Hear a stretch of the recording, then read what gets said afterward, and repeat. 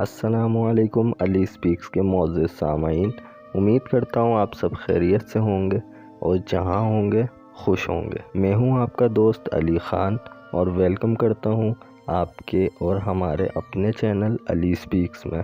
آج ایک ایسا واقعہ لے کر حاضر ہوا ہوں جس میں ایک بدبخت عورت اولاد حاصل کرنے کے لیے گندے عملیات اور شیطان کی کالی طاقتوں کا سہارا لے کر تمام حدیں پار کر دیتی ہے۔ بشیر خان لاہور کا رہائشی تھا۔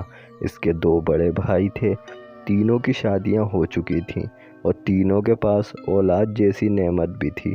بشیر خان کے 2 ہی چھوٹے بیٹے تھے، باقی سب کی اولاد بڑی تھی۔ بشیر خان اور اس کے دونوں بھائی ڈرائیوری ہی کرتے تھے۔ بشیر خان تو لاہور میں ہی گاڑی چلاتا تھا۔ بشیر کی 43 نمبر گاڑی سارے لاہور کا چکر لگاتی تھی، جبکہ اس کے بڑے بھائی لاہور سے پشاور تک جاتے تھے۔ خان ٹرانسپورٹ میں ان کے باپ شیروز کا نام کافی مشہور تھا۔ اسی نام کی وجہ سے انہیں معقول تنخواہ پر رکھ لیا گیا تھا۔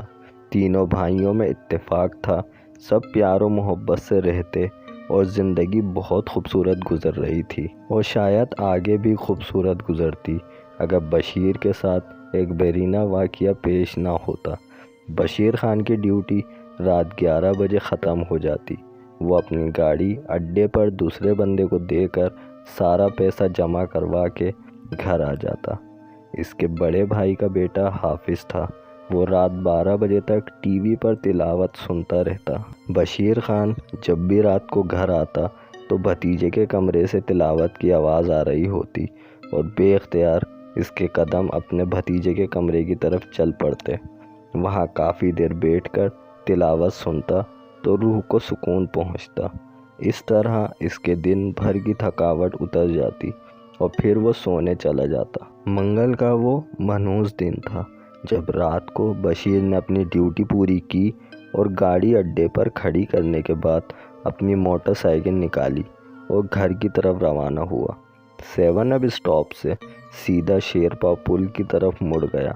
اس کے آگے بڑی آبادی کے قریب ان کا بڑا سا گھر تھا۔ اس راستے سے گزرنے کے لیے اسے روزانہ قبرستان سے گزرنا پڑتا۔ قبرستان سے چند قدم دور اس کی موٹر سائیکل نے چلنے سے جواب دے دیا۔ موٹر سائیکل کا پلگ شارٹ ہو گیا اور وہاں دور تک کوئی مکینک بھی نہیں تھا۔ واپس جاتا تو بہت دیر ہو جاتی۔ گھر کا فاصلہ تھوڑا سا تھا، سو بشیر نے پیدل چلنے کا سوچا اور موٹر سائیکل کو کھینچتا دھکیلتا قبرستان سے گزرنے لگا۔ وہ یہاں سے پہلے بھی گزرتا رہتا تھا مگر اسے کبھی خوف محسوس نہیں ہوا۔ آج انجانے کیا بات تھی کہ قبرستان میں قدم رکھتے ہی ایک پراسرار سی لہر اس کی ریڑھ کی ہڈی میں سرایت کرنے لگی۔ وہ خوف زدہ ہو کر چاروں طرف دیکھتا ہوا آگے بڑھنے لگا۔ بشیر خان نے خود کو سنبھالا اور کافی حد تک کامیاب بھی ہو گیا، مگر کوئی تو پراسرار چیز تھی جو ماحول کو گواہ بنا رہی تھی۔ ابھی وہ قبرستان کے وسط میں ہی تھا کہ ایک عجیب سی آواز سنائی دی۔ وہ کسی عورت کی آواز تھی۔ پکی ٹائلوں سے بنی قبر کے پیچھے سے وہ آواز آ رہی تھی۔ بشیر خان کا تجسس جاگ اٹھا اور آنکھوں میں خوف آ گیا۔ وہ آہستہ آہستہ قبر کے قریب گیا۔ عورت کی آواز اب واضح ہو چکی تھی، لیکن کافی کوششوں کے بعد بھی بشیر خان عورت کی آواز الفاظ کا مطلب نہیں سمجھ پا رہا تھا۔ وہ اور آگے بڑھا۔ روح فزا منظر اس کی آنکھوں کے سامنے تھا۔ ایک نوزائیدہ بچے کی کفن میں لپٹی لاش اور کھلی قبر۔ سب سے عجیب بات، لاش میں ایک عورت بالکل بیرینہ تھی۔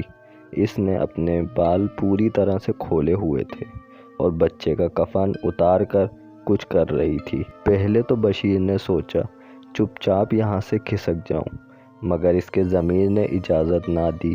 وہ عورت اس بچے کی لاش کی بے حرمتی کر رہی تھی۔ ایک مسلمان ہونے کے ناطے بشیر خان کا فرض بنتا تھا کہ وہ اسے روکے۔ بشیر کا پختونی خون جوش میں آیا اور فیصلہ کیا، خواہ یہ عورت کوئی ماروائی مخلوق ہی کیوں نہ ہو، اسے روکنا ہوگا۔ مگر وہ پہلے دیکھنا چاہتا تھا کہ عورت آخر کر کیا رہی ہے۔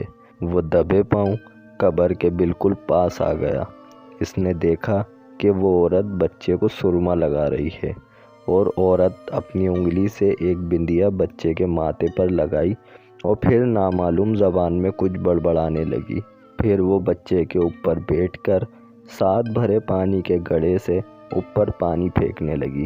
بشیر خان کی سمجھ میں آئی کہ یہ عورت کر کیا رہی ہے۔ بشیر خان نے سن رکھا تھا کہ ایسے عمل بے اولاد عورتیں کرتی ہیں تاکہ انہیں اولاد ہو سکے۔ بشیر خان قبر کے پیچھے سے نکلا اور اس عورت کو بالوں سے پکڑ لیا اور ایک زوردار جھٹکے سے عورت کو بچے کی لاش سے ہٹایا۔ جاہل عورت، یہ کیا شیطانی کام کر رہی ہے تو؟ عورت بدحواس ہو گئی۔ بشیر خان نے ابھی تک عورت کے بال پکڑے تھے۔ مجھے چھوڑ دو، تجھے چھوڑ دوں تاکہ تو یہ پھر گندا کام کرے۔ میں تمہیں خوش کر دوں گی، تم جتنی دولت چاہتے ہو میں دوں گی۔ مگر بشیر خان نے عورت کی بات پوری ہونے سے پہلے ہی بشیر خان نے عورت کو ایک اور جھٹکا دیا۔ میں تو اب تمہیں تھانے میں ہی چھوڑوں گا۔ تھانے کا نام سن کر عورت کی آنکھوں میں خوف سما گیا۔ ایسا مت کرنا، سارے خاندان میں میری بے عزتی ہو جائے گی۔ عورت نے بشیر کے آگے ہاتھ جوڑے۔ اچھا تو پھر وعدہ کر آئندہ کبھی ایسا گھٹیا کام نہیں کرے گی۔ کپڑے پہن اور چل میرے ساتھ، میں تجھے گھر چھوڑ کر آؤں گا۔ نہیں نہیں، میں گھر چلی جاؤں گی، تم میرے ساتھ نہ آؤ تو مہربانی ہوگی۔ نہیں، میں تیرے ساتھ ضرور جاؤں گا تاکہ تیرے کسی بڑے سے بات کروں تاکہ تو آئندہ ایسا قدم نہ اٹھائے۔ اچانک وہ بشیر خان کے قدموں میں جھک گئی۔ بشیر خان نے سمجھا وہ اس کے پاؤں پکڑے گی اور ساتھ نہ آنے کی منت سماجت کرے گی، مگر بشیر خان کے تمام اندازے غلط ثابت ہوئے۔ جب عورت نے جھک کر بشیر خان کے قدموں کے پاس سے گھڑا اٹھایا اور کمال کی پھرتی سے اس کے منہ پر دے مارا، بشیر خان نیچے گرا اور ہوش و آواز سے بیگانہ ہو گیا۔ عورت نے پاس پڑے دوپٹے سے اپنا منہ ڈھانپا اور قبرستان سے باہر کی طرف بھاگی۔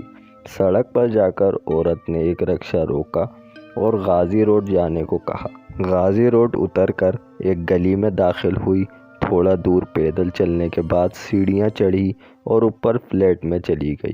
تو دوستوں، اس عورت نے آخر ایسا کیا کیا جو بشیر خان کا ہنستا بستا پورا گھر تباہ و برباد ہو گیا؟ یہ سب ہم جانیں گے اس کہانی کی اگلی قسط میں۔